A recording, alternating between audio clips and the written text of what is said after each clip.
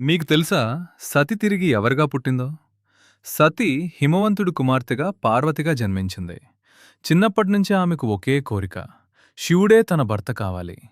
కైలాసంలో తపస్సులో మునిగిపోయిన శివుడు ప్రపంచాన్ని పట్టించుకోలేదు. కాని పార్వతి మాత్రం ఆగలేదు. అడవుల్లో కఠిన తపస్సు చేసింది. రోజులు, నెలలు, సంవత్సరాలు చలిని, ఆకలిని, ఎండను భరించింది. ఆమె భక్తి కదలలేదు. శివుడు ఆమెను పరీక్షించాలి. ఒక సాధువు వేషంలో వచ్చి శివుడు అర్హుడు కాదు అని చెప్పాడు. అప్పుడు పార్వతి కోపంగా చెప్పింది, శివుడు గురించి ఒక్క మాట కూడా తప్పుగా వినలేను. ఆ భక్తిని చూసి శివుడు సంతోషించాడు. తన అసలు రూపంలో ప్రత్యక్షమై ఆమెను అంగీకరించాడు.